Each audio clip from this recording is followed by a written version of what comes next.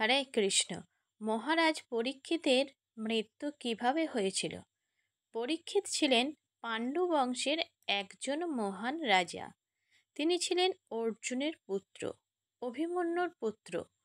কুরুক্ষেত্রের যুদ্ধের 36 বছর পর পাণ্ডুর পুত্র যুধিষ্ঠির নিজেই পরীক্ষিতকে সিংহাসনে অধিষ্ঠিত করে হিমালয়ে যান। রাজা পরীক্ষিতের বয়স তখন 36 বছর। রাজা হওয়ার পর পরীক্ষিত 60 বছর ধরে অত্যন্ত শ্রদ্ধা ও ধার্মিকতার সাথে রাজত্ব করেছিলেন।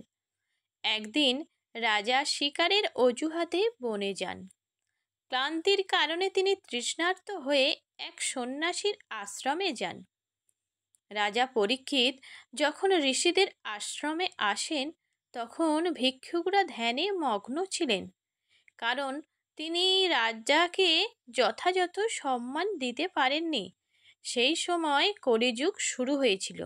এর প্রভাবে রাজা ঋষির এই আচরণকে নিজের অপমান বলে মনে করেন এবং ঋষির গলায় একটি মৃত সাপ রেখে তার প্রাসাদে চলে যান। ঋষির পুত্র যখন এই কথা জানতে পারেন, তখন তিনি রেগে যান এবং রাজাকে অভিশাপ দেন যে আজ থেকে সপ্তম রাতে তক্ষক নাগের কামড়ে এই অহংকারী রাজার মৃত্যু হবে। রাজা যখন এই কথা শুনলেন, তখন রাজা তার মন্ত্রীদের ডেকে জিজ্ঞাসা করলেন, এখন কি করা উচিত? মন্ত্রীরা পরামর্শ দিলেন যে তাদের কঠোর নিরাপত্তার মধ্যে থাকতে হবে, যাতে তক্ষক নাগ সেখানে আসতে না পারে, এবং অনেক ব্রাহ্মণকে ডেকে পাঠালেন, যারা মৃতপ্রায় ব্যক্তিকে রক্ষা করার জন্য অনেক মন্ত্রতন্ত্র জানতেন। এই সমস্ত ব্রাহ্মণরা রাজাকে রক্ষা করার জন্য কঠোর পরিশ্রম করেছিলেন। কশ্যপ নামে একজন ব্রাহ্মণ ছিলেন, যিনি অনেক বিদ্যা এবং এমন মন্ত্র জানতেন যা তক্ষকের বিষের প্রভাব থেকে যে কাউকে রক্ষা করতে পারে। পণ্ডিত হওয়ার পাশাপাশি এই ব্রাহ্মণ সম্পদের প্রতিও লোভী ছিলেন। তাই রাজাকে তক্ষকের পদ থেকে রক্ষা করার এবং রাজাকে রক্ষা করার জন্য অর্থ পাওয়ার চিন্তা নিয়ে রাজা পরীক্ষিতের রাজধানী হস্তিনাপুরে যান। ঋষিপুত্র পরীক্ষিতকে অভিশাপ দিলেন। এই খবর তক্ষকের কাছে পৌঁছে গেল। সে রাজার প্রাণনাশ করতে হস্তিনাপুরে গেল, এই ভয়ে যে ঋষিপুত্র যদি অভিশাপের রাজাকে হত্যা না করে, তাহলে তাকে অভিশাপ দিতে পারে। পথে তক্ষক কশ্যপ ব্রাহ্মণকে দেখতে গেল। তক্ষক ব্রাহ্মণকে জিজ্ঞাসা করল যে সে এত তাড়াহুড়ো করে কোথায় যাচ্ছে। তার কথা শুনে কশ্যপ ব্রাহ্মণকে বলল সে পরীক্ষিতের প্রাসাদে যাচ্ছে। রাজা পরীক্ষিত আমার মন্ত্র দ্বারা তক্ষকের বিষ থেকে রক্ষা পাবে এবং আমি তার কাছ থেকে টাকা পাব। আমি এমন মন্ত্র সম্পর্কে জানি যা রাজাকে সাপের কামড় বা মৃত্যু থেকে পুনর্জীবিত করতে পারে, যদি তার বয়স হয়।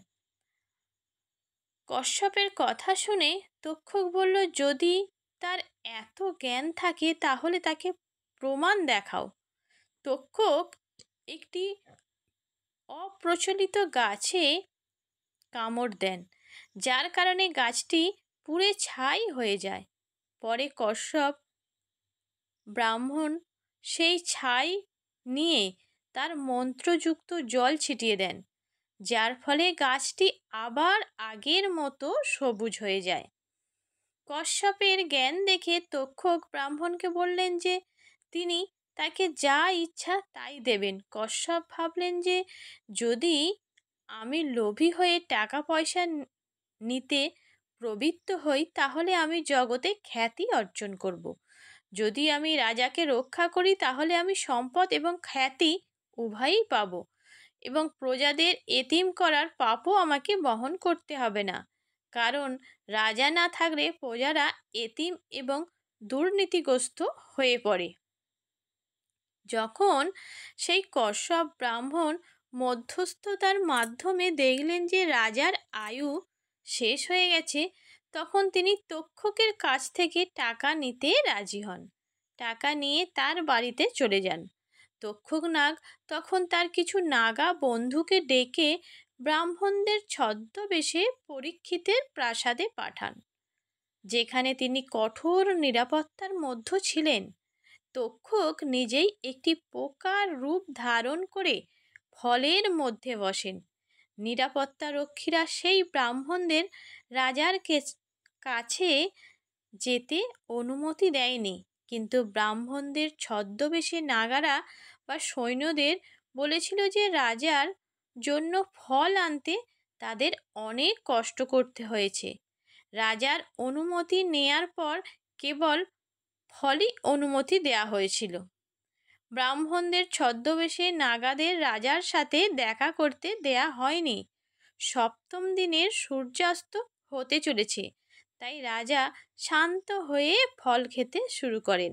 তারপর তক্ষক ফল থেকে বেরিয়ে এসে পোকার থেকে একটি বিশাল সাপে পরিণত হয় এবং রাজাকে কামড়ান। তক্ষকের কামড়ে রাজা ঘটনাস্থলেই মারা যান এবং তিনি পরলোকে চলে যান। এভাবে অভিমন্যুর পুত্র পরীক্ষিতের মৃত্যুর পর তার পুত্র জন্মেঞ্জয় রাজা হন। এই 7 দিনে শুকদেবজির রচিত ভাগবত পুরাণ শ্রবণ করে পরীক্ষিত মুক্তি লাভ করেন। হরে কৃষ্ণ।